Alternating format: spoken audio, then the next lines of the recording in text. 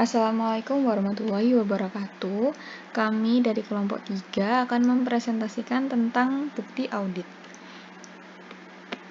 Yang pertama, pengertian bukti audit menurut Alvin, Elder, dan Mark adalah setiap informasi yang digunakan oleh auditor untuk menentukan apakah informasi yang diaudit dinyatakan sesuai dengan kriteria yang telah ditetapkan.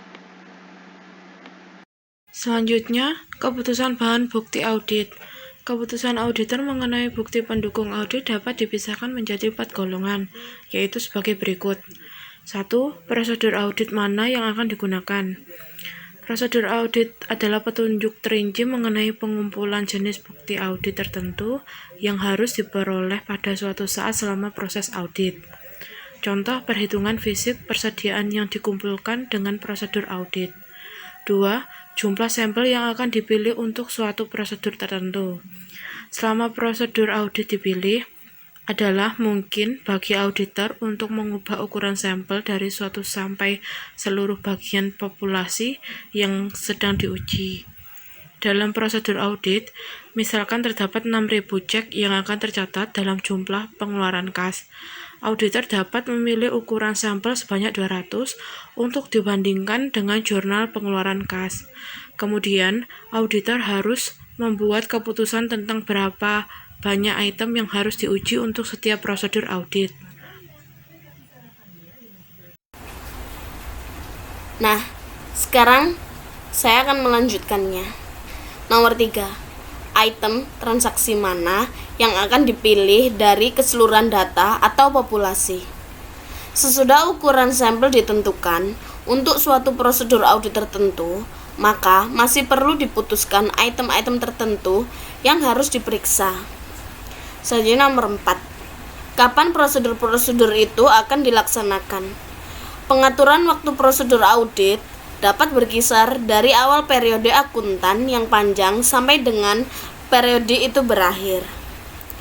Dalam mengaudit laporan keuangan, biasanya klien menginginkan agar audit diselesaikan 1-3 bulan setelah akhir tahun. Selanjutnya akan dilanjutkan teman saya.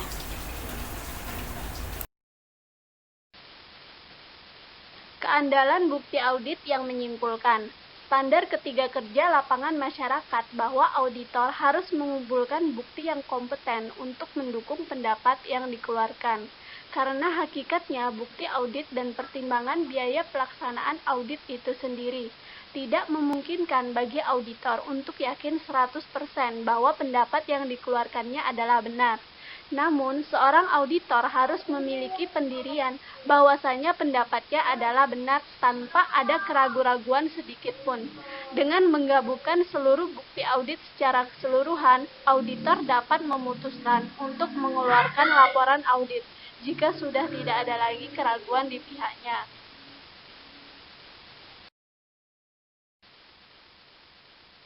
Untuk yang selanjutnya, ada 3 faktor penentu dari bukti yang meyakinkan adalah sebagai berikut. Yang pertama, kompetensi. Kompetensi merupakan tingkatan sampai di mana suatu bukti dianggap kompeten sekali. Yang kedua, kecukupan bukti. Karena itu, ukuran sampel yang dipilih oleh auditor adalah penting dalam menentukan kecukupan bukti. Yang ketiga, ketepatan waktu. Ketepatan waktu dari bukti audit dapat menyangkut saat dicakup oleh audit. Yang keempat, hasil gabungan. Masalah meyakinkan bukti hanya dapat dievaluasi setelah mempertimbangkan gabungan dari kompetensi, kecukupan, dan ketepatan waktu. Yang kelima, masalah biaya dan meyakinkan bukti. Biaya dan meyakinkannya bukti dari semua alternatif yang ada harus dipertimbangkan sebelum memilih jenis-jenis bukti yang terbaik.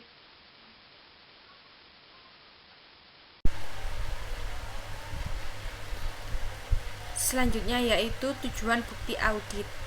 Tujuan umum audit atas laporan keuangan adalah untuk menyatakan pendapat apakah laporan keuangan klien disajikan secara wajar dalam semua hal yang material, sesuai dengan prinsip akuntansi berterima umum di Indonesia. Hubungan antara asersi manajemen dengan tujuan umum audit dapat digambarkan pada bagian di bawah ini. Asersi yang pertama yaitu keberadaan atau keterjadian. Tujuan umumnya yaitu aktiva dan kewajiban entitas ada pada tanggal tertentu dan transaksi pendapatan serta biaya terjadi dalam periode tertentu.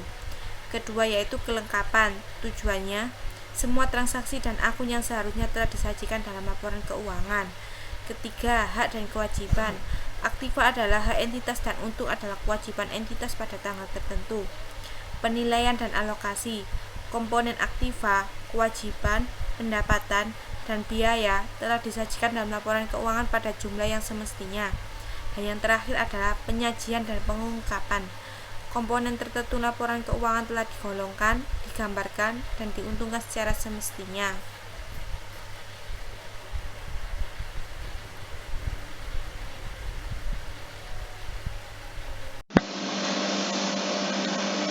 Jenis bahan baku audit. Yang pertama, pemeriksaan fisik.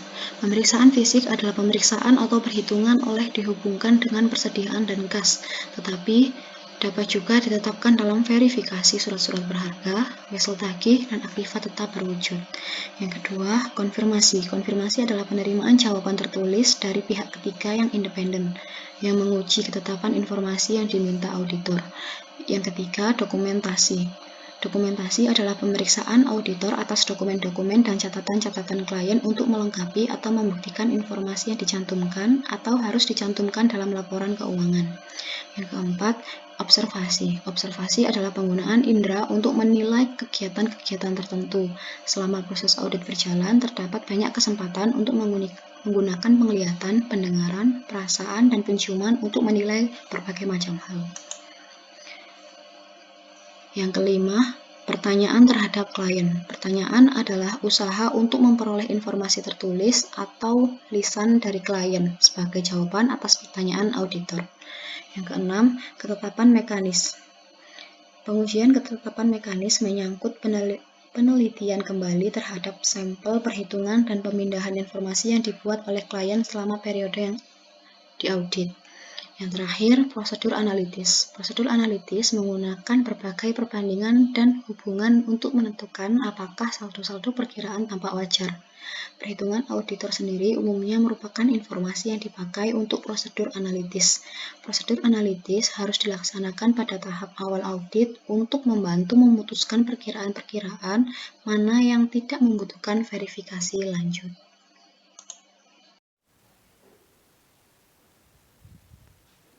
Selanjutnya yaitu kesimpulan. Bukti audit adalah segala informasi yang mendukung angka-angka atau informasi lain yang disajikan dalam laporan keuangan, yang dapat digunakan oleh auditor sebagai dasar yang layak untuk menyatakan pendapatnya. Tujuan umum audit atas laporan keuangan adalah untuk menyatakan pendapat apakah laporan keuangan klien disajikan secara wajar dalam semua hal yang material sesuai dengan prinsip akuntansi berterima umum di Indonesia. Kemudian, dalam memutuskan prosedur audit aman yang akan digunakan, ada 7 kategori umum bukti audit yang dapat dipilih oleh auditor, yaitu yang pertama pemeriksaan fisik, kedua konfirmasi, 3 dokumentasi, 4 observasi, 5 pertanyaan terhadap klien, 6 ketepatan, mekanis, dan 7 prosedur analitis. Sekian presentasi dari kelompok kami, kurang lebihnya mohon maaf. Wassalamualaikum warahmatullahi wabarakatuh.